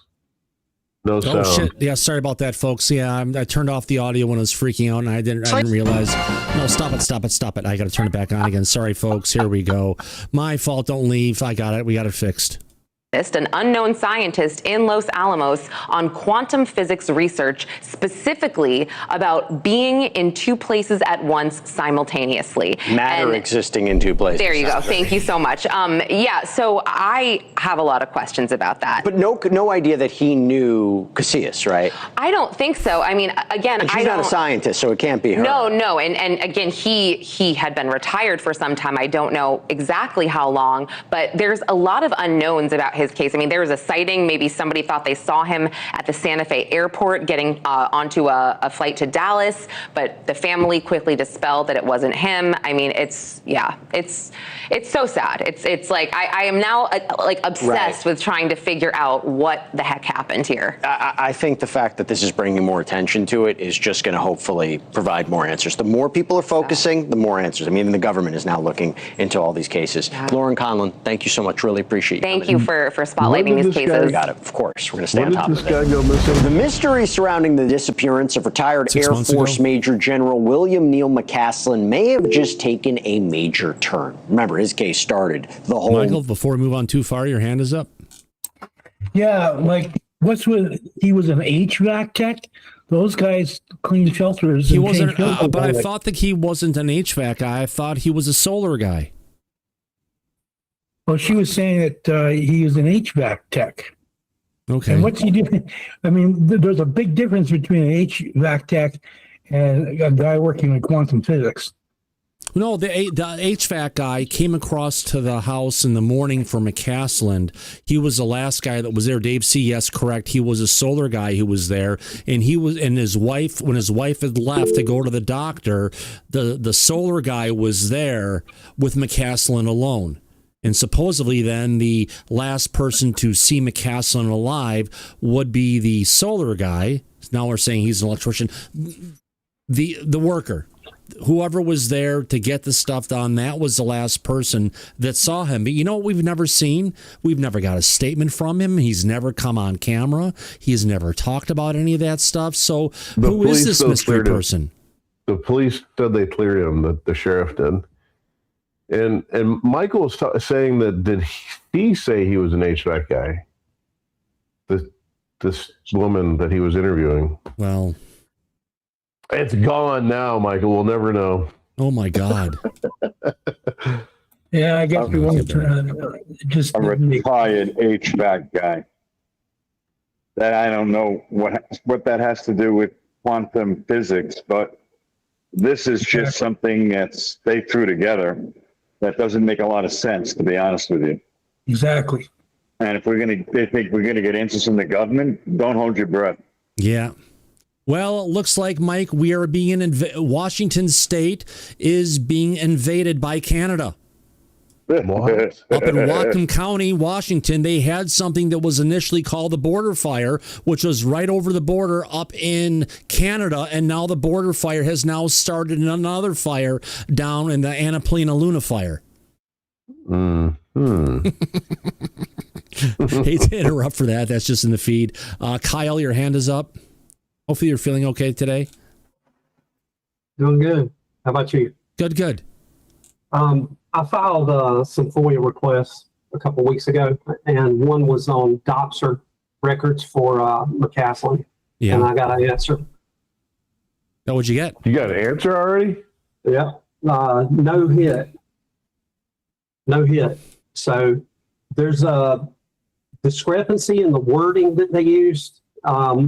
It says that it's the term, the search term they used was kind of general, that they just entered it into the system rather than the CAT MS system, which is where they're supposed to live. So I'm gonna file an appeal just to get that straight. And I've got another one you can file. Kyle, we'll talk after the show. Okay. All right. I've got one for you too on McCaslin. Oh, I got one that goes to Space Force. So a lot of fun with it. Here we go. Dead scientist story and investigation. According to the Daily Mail, newly released police records reportedly show that McCaslin was trying to resign from several high-level defense research advisory roles before he disappeared. The records reportedly say that just days before his disappearance, McCaslin flew alone to Washington, D.C. to resign from Riverside Research, this defense contractor that apparently works on advanced technology projects for the Pentagon, the U.S. intelligence community, the Air Force. So these new details, they come from a police report that independent researcher Sarah Bond says that she obtained through a FOIA request. News Nation has not independently verified the report, but it apparently includes this March 3rd interview with McCaslin's wife, Susan Wilkerson, who allegedly told an investigator that her husband was actively involved in 4 different groups connected to government secrets, but that he was trying to step away. It was reported that McCaslin was resigning because he said he, quote, could not keep up mentally with the conversation. Both mentally and physically. He was running into problems, and he had said that if the problems continued, he didn't want to continue with his life. Got to get all the details in. The interesting part about that is that some of Wilkerson's alleged statements here appear to differ from what she said publicly, that her husband didn't have top-level clearances anymore, top-secret information, because he had been retired for years. Now, the general, who apparently once led the Air Force Research Laboratory, vanished from his New Mexico home nearly 4 months ago, left behind his phone, his watch, a host of unanswered questions. This is a story that is going to stay in the dialogue, and we are going to continue to follow every step of it very closely. A forensic CT scan of the skull of one of the missing national security insiders is raising new questions tonight, not because of what it found, but because of what it didn't. Melissa Casillas was a former staffer at Los Alamos National Laboratory. She was found dead in Carson National Forest last month after disappearing nearly a year ago. New reporting from Los Angeles Magazine's Lauren Conlon is revealing some chilling new details about the scene of her death. According to an exclusive conversation with New Mexico State Police, investigators tell Los Angeles Magazine that Casillas' remains were skeletonized with a handgun located near the body. But they say the initial forensic CT scan of Casillas' skull did not find any bullets or projectiles of any kind. If this was a suicide, as many initially believed, why was the handgun found near her body but no bullet wounds in her skull? Joining us now is Los Angeles Magazine contributor and host of the Outlier podcast. Yeah, good point, Daryl. I mean, you don't need forensic. I mean, just tell us if there's one bullet missing from the chamber. Yeah. True. Lauren Conlon. Also joining us is Morgan Wright, CEO and founder of the National Center for Open and Unsolved Cases, and editor and host of Crime Reconstructed. Thank you both so much. Lauren, what do you make of this? It sounds like is it a staged crime scene? Is that what police were thinking when they didn't find any bullet wounds to Casillas' skull? Well, it's tough to say right now, but I think part of the reason I was initially very confused and very anxious in waiting for my response from the New Mexico State Police is because there was other reporting out there that said her skeletonized remains were, quote, slumped up against a tree with a handgun nearby. And I think Morgan will agree with me. If your remains have been skeletonized for over a year, I don't think we're talking about a skeleton, and forgive me, from Halloween spirit here, that could sort of remain upright. That doesn't make sense. And then on top of that, we're now learning, quote, no projectiles in the skull. I'm very confused. I never truly thought this was a suicide, only because when Melissa Casillas disappeared, she took her toothbrush, she took her thyroid medication, things that might indicate you're planning to stay alive. But again, investigators have stressed they are ruling nothing out, Elizabeth. They are still working to determine the cause and manner of death here with the medical investigator's office. So we don't know enough right now. But as you said, this revelation was very perplexing and very, very chilling. Morgan, what do you make of it all? Is it possible? I mean, listen, there are so many conspiracy theories around this case because she's among a dozen or so people who had national security clearance, who worked in, very important programs, many of them affiliated with UFOs, who vanished or disappeared over the course of a couple of years. Is it possible that she could have shot herself someplace else on her body? We definitely do not hear national security enough to keep up with this, Daryl. By the way, Mike can probably answer this, but I mean, if you're going to kill yourself, you shoot yourself in the heart because you can be brain dead. So you shoot yourself in the heart. I mean, well, that will cause instant death. So yeah, you're right about that, Daryl. But what if you missed the heart? Well, the internal bleeding alone, if you're out in the middle of nowhere, you'll bleed out either way. You're not going to live. You won't survive that. What do you think about their talking about they found her skeleton sitting after a year sitting up against a rock or whatever? Is that possible? That's odd because usually as the body decomposes, the muscle tissue, the cartilage, the tendons, they completely disintegrate, which when you only have the muscle the musculoskeletal structure to the left, there's nothing to hold it up against the tree. It should have fallen down on the ground like any other dead body normally would. And you're really talking about odd. You're talking about out in the wilderness here too. I mean, you know, I don't think. Oh, wildlife! Why didn't they tear it apart? The bodies. Yeah. I don't know. It's odd. And why wouldn't they bring up? It's almost like this investigation is done by Avi Loeb. Yeah. Why wouldn't they bring up the very first thing? Was there a spent shell? Was it a revolver? Is it missing a bullet? I mean, something. Come on. What about that? An automatic. Did it have a full capacity magazine in it? Did the gun smell like it had been fired? They would be able to determine this very quickly upon recovery. If it's missing one bullet. Well, then it's pretty obvious that bullet must have gone someplace, right? So if she's up against a tree and she shot herself, the bullet would have been lodged in the tree or in the surrounding area, I would think. Yeah. So I don't know what they found because we don't have access to that information. That's one of the other problems. No data. So all we can do is speculate and guess. Yet they don't focus on the ones who were disappeared by the Department of Energy. Those are the scientists we really need to get into and figure out what happened to those folks. Well, I don't believe we're going to get those answers from the government, to be honest with you. No. So I would say right now, until more evidence comes forward or someone starts talking about what they've found out to date, we're only going to have speculation on this. Yeah. Should we continue more or should we go on to Phil? No. Yeah. Here we go. Gun that was found next to her skeletonized remains? Well, Elizabeth, I mean, I know a lot of people want to go down that because the more you make it sound like they're involved in classified work, then the more ominous this becomes. She was an administrative assistant. The highest clearance she could have had would have been an L clearance.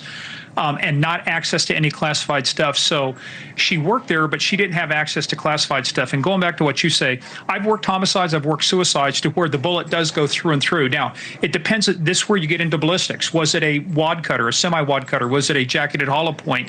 If it was a jacketed hollow point, then I would agree with Lauren and with you guys. I would expect to find the round there because a bullet, when it hits, it impacts, it spreads out, right? Even with brain matter. But a full metal jacket is going to do what we call a through and through. But why take your toothbrush and your thyroid medication if you're taking a gun to kill yourself? It just doesn't add up.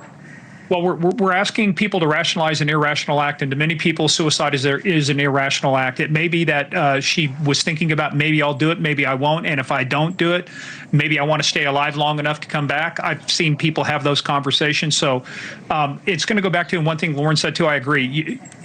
When you have a skeletonized remains, that means all the fiber, all the tissue, all the connecting things go.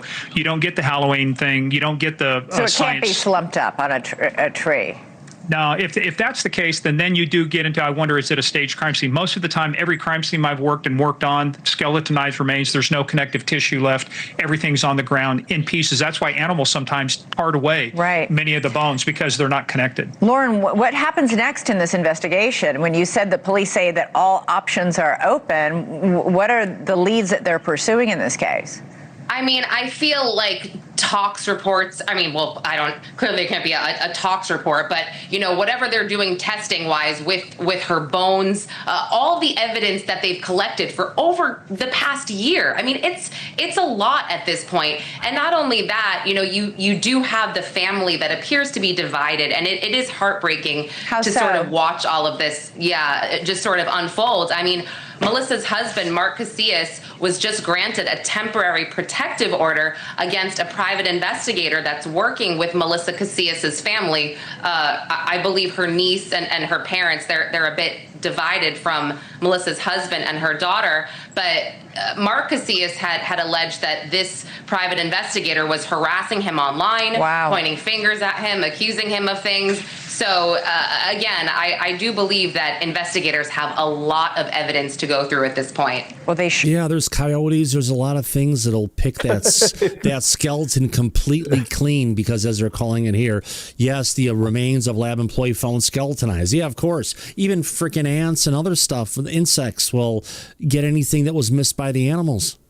But this, well, this investigator, he just repeated everything that I told Daryl. Yes. So, yeah. Now, what I find interesting with this is, Thomas, you and I have talked privately about police investigations many times. When you have a family involvement, like a married couple, we don't know what goes on behind closed doors. That's why usually isn't the spouse the primary suspect up first usually?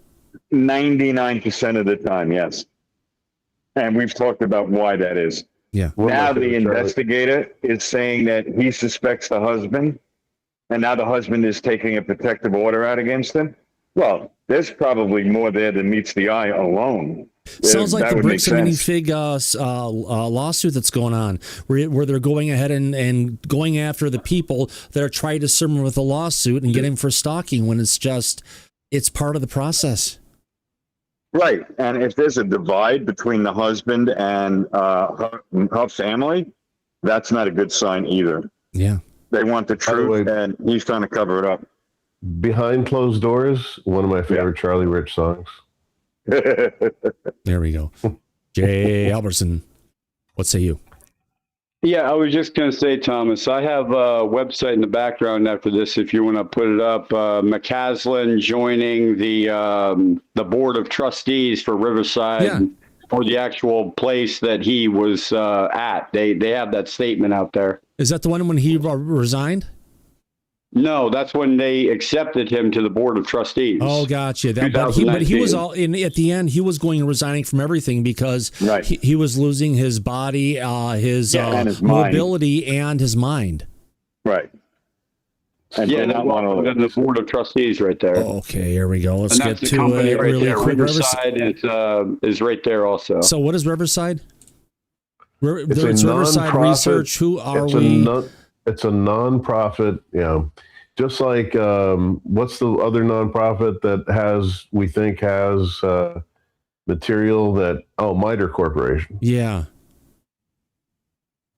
They're there they're like a technology research, an incubator, it looks like, maybe. For different dealing types with of national security expertise in AI, secure and resilient systems, terahertz imaging, radar systems, intelligence, surveillance, reconnaissance, system engineering and integration, SATA, and that's it. It's a bug. It's not me. SATA and ANS, software engineering, and type 1 virtualization. So, hey, they got jobs there and everything. So anyway, back to Neil McCaslin. Sorry, folks. Riverside Research welcomes Dr. Neil McCaslin to their board of trustees. Blah, blah, blah. Please do announce Neil McCaslin. He's currently the director of technology at Applied Technology Associates, a small business providing high-performance customer solutions. That would be a company to research. A small, and assembly and integration and test capabilities for ground, air, and space applications.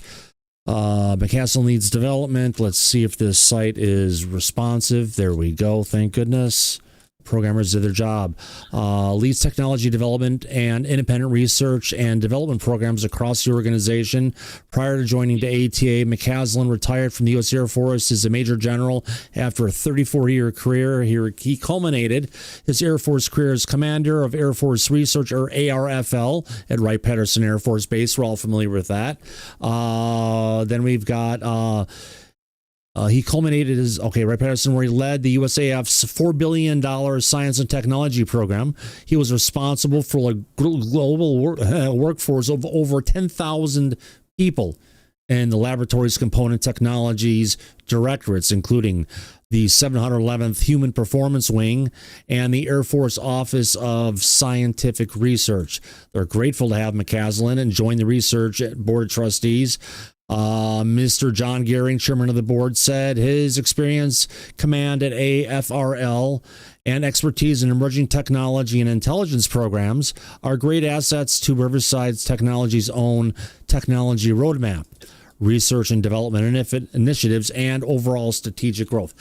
I guess that would be good to figure out eventually, go back to it. Who in the hell is Insights? What kind of stuff are they involved in? And what could they be hiding?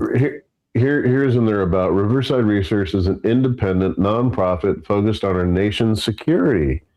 Our nonprofit structure allows us to design solutions that follow where the science leads, and our collaborative innovation Which model page are you produces on? accelerated results. What? Okay, go ahead. Yeah. Our nonprofit structure allows us to design solutions that follow where the science leads, and our collaborative innovative model produces accelerated results. Our independent research and development is in the public interest and for the benefit and furtherance of the U.S. government's mission-related work. So it says a lot of something about nothing. Right, like a politician. But I'll tell you what they haven't talked about.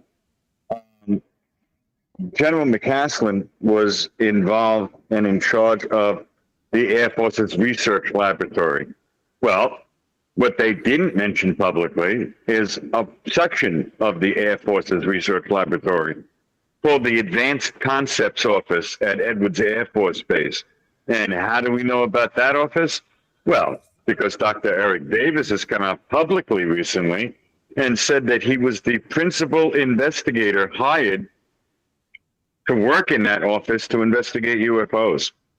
So we need to know what General McCaslin knew about that office and the work being done there with Dr. Eric Davis. But all of these people covering this story, nobody put two and two together and brought this up. So Kyle, if you're going to do a FOIA, I would also include that. The AFRLs and General McCaslin and Dr. Eric Davis at the Advanced Concepts Office at Edwards Air Force Base. I think we may find some interesting information out if they don't redact the shit out of it, which they probably will. And one thing that would prove whether or not the government knows where he's at or what happened to him is, Kyle, ask FOIA, was he chipped? That's probably classified if he was, and I don't think they would release it. They'll probably either come back with a no hit, or they'll just say we don't know. I mean, listen to some of the positions. I'm going to tell you right now, I would try it. Listen to some of the positions they have here. If you want to figure out what are they growing into, go look what their help wanted list, right? Right. So at USCO Peterson Space Force Base, they're looking for a radar systems engineer. Riverside Research is looking for a candidate to provide radar systems and system engineering support for a number of national radar programs. The work is to be performed at Peterson Air Force Base in Colorado Springs, Colorado. Specific requirements and job assignments include, but are not limited to, technical analysis of a wide variety of engineering problems and innovating large-scale radar systems. So Colorado Springs, isn't that Space Force? Yeah, of course. Yeah. Okay. That makes sense. And the Air Force Academy. Yeah. Yeah. But they're hiring people. So these are the civilians that are going and working on these military programs at the military bases. The contractors, which is what Dr. Eric Davis worked as, a contractor. Right. Yeah, it makes a lot of sense. Right. I'm just, director. Hey, that'd be a good job. Director of Research and Development. You're seeking a dynamic, strategic, operational, and growth-focused director to lead his research and development team. As a key member of our Cognitive Intel Solutions Sensor and Systems Group, the director will pursue and grow applied research and development opportunities with the intelligence community and Department of War customers, including the NGA, NRO, AFRL, and military services, to lead corporate-wide independent research and development. And this is at Fairfax, Virginia. These are like very interesting. Senior. Well, Thomas, can you click that one, Director R&D? Yeah. I'm curious if it says it wants to know if you have had a clearance or have an active clearance. There you go. There's your qualifications. Active SCI clearance. Yeah. Right. Mm-hmm. Oh, yeah. Sounds to me like this may involve work with a unacknowledged special access program. Or just something, every one of their jobs, including the radar person, all of them are going to have an active SCI clearance. Yeah, that's a very secret project they seem to be working on. So good point to bring up. Something we're going to have to do some more deep dives on during the show. Yeah, we can research it by ourselves and everything, but let's do a community effort. What the hell? Why not? Yeah, throw MITRE Corporation in there while we do it because it's the same thing. Well, we'll bring them up and compare it. We're going to assign our FOIA investigator, Kyle, to run some of these out there and see what comes back. No. We need to figure out what they are first. Once we can figure out what they are, then we can FOIA them appropriately. But if we don't know what they are in the different arms, we just need to identify what the organization is and what's going on. Well, we're not going to be able to FOIA a nonprofit. Well, it's like a freaking murder board, Mike. I get that, but we could FOIA the actual NRO, NGA. No, we can, but AFRL. let's find out about as much information about that stuff first, and then we can get the picture of the organization, and that can give us the particular points to go ahead and target. Right. I got this guy Grok. You can just feed all that information in there, and he'll spit something out. Yeah. But we have other FOIAs we got to talk about. So, interesting leap from McCasland. It is. And he was is this the place he just resigned from? Yes. Yes, he's no longer a board member. Nope, he left. Gee, go figure. Unless it is like the remote viewers said, and he's gone dark. Meaning he's still alive, but he's dark, and if he ever comes out of it, they'll go put him someplace else with a different name, and he'll go live in a foreign country and enjoy the rest of his days. I would like to believe that, especially since his wife didn't take his last name. I would be getting the fuck out of there myself. Know what? Could be a blessing in disguise. Because he didn't have to die, neither did his wife, and he got away. I know that's bad, but my mom and dad were in a relationship like that. They should have divorced so many years, but seeing and living through all that wonderful conversation. So go ahead, Kyle. You have your hand up. Have you ever looked into Blue Halo Labs? Not yet. McCaslin was involved with that. It's a defense contractor. They were developing, I think Al Putoff's involved with it as well. That's where the Halo comes from. Oh, God, I have to go ahead and buy another monthly subscription to flow charting again, don't I? Yeah, maybe. You do. Yeah. You need that murder board. But they were developing like low yield directed energy weapons for knocking down drones. Well, just so you know, Kyle, Dr. Hal Putoff is 90 years old. So time is running very quickly as far as if we're going to get any answers. Absolutely. I put a doctor in for him too. Yeah. Cool. Well, I have to get up early for work tomorrow, Mike. I know I could keep this running for a while. I mean, we still have the other Dr. Phil piece to play. I guess we could catch on that tomorrow. Tomorrow, yes. Do you want to see the rest of the McCaslin piece, or are we good right now? All right. Last piece of the video, folks. Here we go. And if they suspect a crime has been committed here, they are going to do their darndest to figure out who's responsible. Lauren Conlon, Morgan Wright, thank you both so much. Really appreciate it. You bet. Officials in New Mexico say the body of one of those missing national security insiders has been found by a hiker in Carson National Forest. The remains of 53-year-old Melissa Casillas were discovered 70 miles from where she was last seen a year ago, walking alone along a state highway with a backpack on. According to the New Mexico State Police, a handgun was found alongside Casillas' body. Her exact cause of death is still being investigated. Casillas was an administrative assistant at the Los Alamos National Laboratory. Her disappearance and now confirmed death has long been folded into the dozen or so mysterious cases of missing or dead nuclear, space, and defense scientists. Some of the cases are pretty straightforward, though still tragic. Others are more bizarre, involving people who left their homes with little or no belongings, never to be seen again, like the high-profile case of retired General Neil McCaslin. The FBI and Congress are now investigating, driven in part by speculation over whether a foreign rival military has been plotting to undermine America's national security. Again, many of these cases would seem to have mundane explanations, but Casillas's does have some concerning details. For one, her family says at least one of her cell phones was wiped clean with a factory reset, and it was left on the kitchen table in her home the day she left. What does this all mean? Joining us now is News Nation law and justice contributor and former FBI special agent Jennifer Coffindeffer. Jennifer, let's start with that phone. Why would somebody wipe and their phone and do a factory reset and leave it on the kitchen counter? Well, I find it all interesting that she actually had two phones, Elizabeth, and both phones were wiped. So just the fact that she had two phones, I found very interesting, and the fact she wiped them.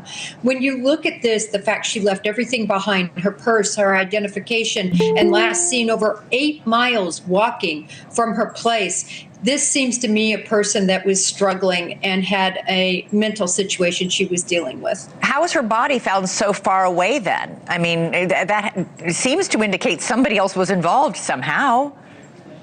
Well, she was seen walking on the road all by herself, and she did some errands before she left. She went and she picked up lunch for her daughter, and then she delivered that lunch at 1. And then shortly after 1, she texted her husband and said, listen, you're going to need to find a way home. And then about 45 minutes after that, that's when she was actually seen walking all by herself on this remote road. It was only 8 miles. She's an avid hunter. She's used to walking.